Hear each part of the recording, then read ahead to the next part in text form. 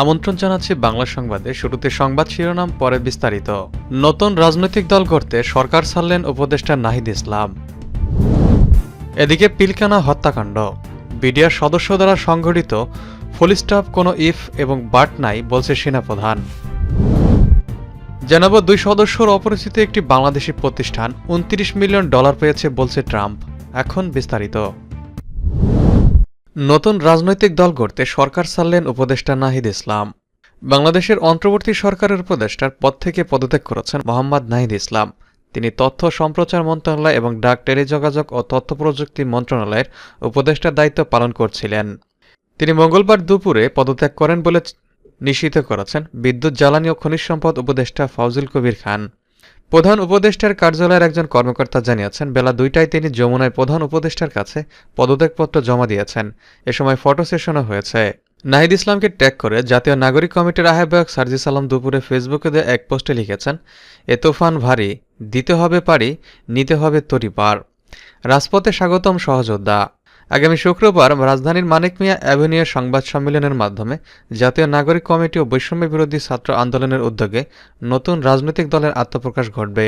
নতুন এ দলের নাম না জানা গেলেও এর নেতৃত্বে নাহিদ ইসলাম ও সদস্য সচিব হবেন আক্তার হোসেন থাকবেন বলে জানা গেছে। সে কারণে নাহিদ উপদেষ্টার পদ থেকে পদত্যাগ করবেন বলে গত কয়েকদিন ধরেই আলোচনা চলছিল। নতুন দলের আহ্বায়ক পদে নাহিদ ইসলামের মনোনয়ন নিয়ে শুরু থেকে জাতীয় নাগরিক কমিটি ও বৈষম্য বিরোধী ছাত্র আন্দোলনের নেতাদের কারো কোনো আপত্তি ছিল না। সদস্য সচিব হিসেবে কে আসবেন মূলত তা নিয়ে মতবিরোধ ছিল। সমঝোতার ভিত্তিতে এই পদে আক্তার হোসেনের নাম অনেকটাই চূড়ান্ত। তিনি এখন জাতীয় নাগরিক কমিটির সদস্য সচিব। নতুন রাজনৈতিক দলের মুখপাত্র এবং মুখ্য সংগঠক পদে বৈষম্য বিরোধী ছাত্র আন্দোলনের আহ্বায়ক হাসনাত আবদুল্লাহ এবং নাগরিক কমিটির মুখ্য সংগঠক সার্জিস আলম থাকার জোর সম্ভাবনা রয়েছে। এছাড়া শীর্ষ পদগুলোতে নাগরিক কমিটির আহ্বায়ক নাসির উদ্দিন পাটোয়ারি, যুগ্ম আহ্বায়ক আলী হাসান জুনায়েদ, মুখপাত্র সামান্তা শারমিন, যুগ্ম আহ্বায়ক সারার তুষার, তাসনিম জারা ও আরিফুল ইসলাম আদিব, বৈষম্য বিরোধী ছাত্র আন্দোলনের সদস্য সচিব আরিফ সোহেল, মুখ্য সংগঠক আব্দুল হান্নান মাসুদ থাকবেন বলে জানা গেছে। পিলখানা হত্যাকাণ্ড, বিডিআর সদস্য দ্বারা সংঘটিত, ফুলস্টপ কোনো ইফ এবং বাট নাই বলছে সেনাপ্রধান। বাংলাদেশের সেনাপ্রধান জেনারেল ওয়াকারুজ্জামান বলেছেন, সেনাপ্রধান বলেন, একটা জিনিস আমাদের সবসময় মনে রাখতে হবে, এই বর্বরতা কোনো সেনা সদস্য করেনি, সম্পূর্ণটাই তদন্তাধীন বিডিআর সদস্য দ্বারা সংঘটিত। তিনি বলেন, এখানে কোনো ইফ এবং বাট যদিও কিন্তু নাই। এখানে যদি ইফ বা বাট আনেন, এই যে বিচারিক কার্যক্রম এতদিন ধরে হয়েছে, 16 বছর ধরে, 17 বছর ধরে যারা জেলে আছে, যারা কনভিক্টেড, সেই বিচারিক প্রক্রিয়া ব্যাহত হবে। এই জিনিসটা আমাদের খুব পরিষ্কার করে মনে রাখা প্রয়োজন। এই বিচারিক প্রক্রিয়াকে নষ্ট করবেন না। যে সমস্ত সদস্য শাস্তি পেয়েছে তারা শাস্তি পাওয়ার যোগ্য। সেনাপ্রধান পিলখানা হত্যাকাণ্ডের বিচারিক প্রক্রিয়াকে নষ্ট না করার জন্য আহ্বান জানিয়েছেন। সেনাপ্রধান ওয়াকারুজ্জামান আরও বলেন, যদি নিজেদের মধ্যে ভেদাভেদ ভুলে একসাথে কাজ না করতে পারেন, নিজেরা যদি কাদা ছোড়াছুরি করেন, মারামারি কাটাকাটি করেন, এই দেশ এবং জাতির স্বাধীনতা সার্বভৌমত্ব বিপন্ন হবে। মঙ্গলবার জাতীয় শহীদ সেনা দিবসে রাজধানীর রাওয়া ক্লাবে পিলখানা হত্যাকাণ্ড নিয়ে এক বিশেষ অনুষ্ঠানে তিনি এসব কথা বলেন। জেনারেল ওয়াকারুজ্জামান বলেন, আজকে একটা বেদনাবিধুর দিবস। 2009 সালের 25 ফেব্রুয়ারি আমরা এই 57 জন চৌকস সেনা অফিসার এবং শুধু তাই নয়, তাদের কিছু কিছু পরিবারের সদস্যদের আমরা হারিয়েছি। এখানে আসার সময় এই ছবিগুলো আমরা দেখছিলাম। এই ছবিগুলো আপনারা অনেকে ছবিতে দেখেছেন, কিন্তু এগুলো আমাদের সব চাক্ষুষ দেখা। আমি একটা চাক্ষুষ সাক্ষী এই সমস্ত বর্বরতার। জেনারেল ওয়াকারুজ্জামান বলেন, এখানে কোনো রাজনৈতিক নেতৃবৃন্দ এর মধ্যে উপস্থিত ছিল কিনা, ইনভলভ ছিল কিনা, বাইরের কোনো শক্তির মধ্যে ইনভলভ ছিল কিনা, সেটার জন্য কমিশন করা হয়েছে। কমিশনের চেয়ারম্যান এখানে আছেন, উনি এটা বের করবেন এবং আপনাদের জানাবেন। সেনাপ্রধান বলেন, বটম লাইন হচ্ছে এই যে সমস্ত আমাদের এই চৌকস সেনাদের যারা প্রাণ হারিয়েছেন, তারা প্রাণ হারিয়েছেন তদন্তাধীন বিডিআর সদস্যদের গুলিতে। আমরা নিজেরা এসব জিনিস নিয়ে অনেক ভিন্নমত পোষণ করছি কেউ কেউ। এই জিনিসটাকে ভিন্ন খাতে প্রবাহিত করার চেষ্টা করছি, সেটা আমাদের জন্য মঙ্গলজনক হবে না। 2 সদস্যর অপরিচিত একটি বাংলাদেশি প্রতিষ্ঠান $29 মিলিয়ন পেয়েছে বলছে ট্রাম্প। বাংলাদেশের রাজনৈতিক দৃশ্যপট শক্তিশালী করতে মার্কিন আন্তর্জাতিক সহায়তা সংস্থা ইউএসএআইডির $29 মিলিয়ন তহবিল নিয়ে প্রশ্ন তুলেছে যুক্তরাষ্ট্রের প্রেসিডেন্ট ডোনাল্ড ট্রাম্প। শুক্রবার মার্কিন অঙ্গরাজ্যের গভর্নরকে এক অধিবেশনে দেওয়া ভাষণে তিনি বলেন, $29 মিলিয়ন বাংলাদেশের রাজনৈতিক পরিকাঠামো শক্তিশালী করতে দেওয়া হয়েছে এমন একটি প্রতিষ্ঠানকে যার নাম কেউই শোনেনি।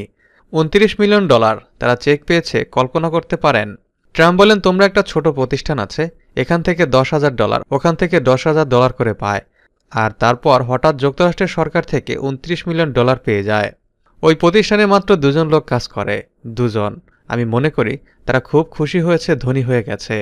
শিগগিরই তারা একটা নামকরা বিজনেস ম্যাগাজিনের কভারে চলে আসবে।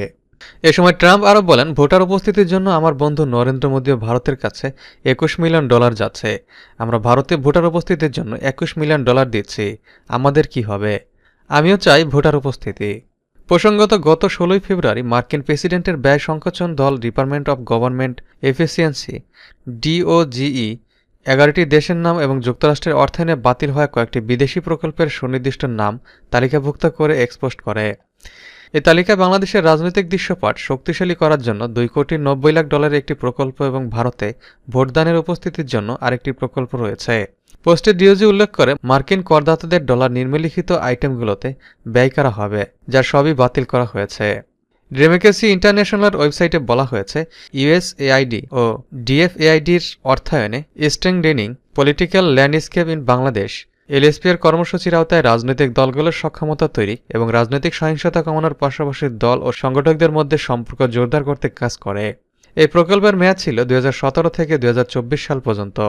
2 সদস্যর অপরিচিত একটি বাংলাদেশি প্রতিষ্ঠান $29 মিলিয়ন পেয়েছে বলছে ট্রাম্প। বাংলাদেশের রাজনৈতিক দৃশ্যপট শক্তিশালী করতে মার্কিন আন্তর্জাতিক সহায়তা সংস্থা ইউএসএআইডির $29 মিলিয়ন তহবিল নিয়ে প্রশ্ন তুলেছে যুক্তরাষ্ট্রের প্রেসিডেন্ট ডোনাল্ড ট্রাম্প। শুক্রবার মার্কিন অঙ্গরাজ্যের গভর্নরকে এক অধিবেশনে দেওয়া ভাষণে তিনি বলেন, $29 মিলিয়ন বাংলাদেশের রাজনৈতিক পরিকাঠামো শক্তিশালী করতে দেওয়া হয়েছে এমন একটি প্রতিষ্ঠানকে যার নাম কেউই শোনেনি। $29 মিলিয়ন তারা চেক পেয়েছে, কল্পনা করতে পারেন?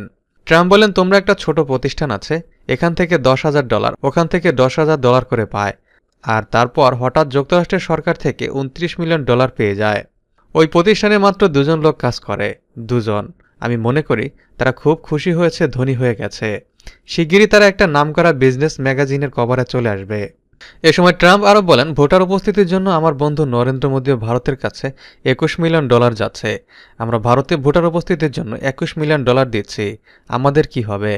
আমিও চাই ভোটার উপস্থিতি। প্রসঙ্গত, গত 16 ফেব্রুয়ারি মার্কিন প্রেসিডেন্টের ব্যয় সংকোচন দল department of government efficiency DOGE 11টি দেশের নাম এবং যুক্তরাষ্ট্রের অর্থায়নে বাতিল হওয়া কয়েকটি বিদেশি প্রকল্পের সুনির্দিষ্ট নাম তালিকাভুক্ত করে এক্সপোস্ট করে। এই তালিকায় বাংলাদেশের রাজনৈতিক দৃশ্যপট শক্তিশালী করার জন্য $2,90,00,000 একটি প্রকল্প এবং ভারতে ভোটদানের উপস্থিতির জন্য আরেকটি প্রকল্প রয়েছে। পোস্টে ডিওজি উল্লেখ করে মার্কিন করদাতাদের ডলার নিম্নলিখিত আইটেমগুলোতে ব্যয় করা হবে, যার সবই বাতিল করা হয়েছে। ডেমোক্রেসি ইন্টারন্যাশনাল ওয়েবসাইটে বলা হয়েছে, ইউএসএআইডি ও ডিএফএআইডির অর্থায়নে স্ট্রেংথেনিং পলিটিক্যাল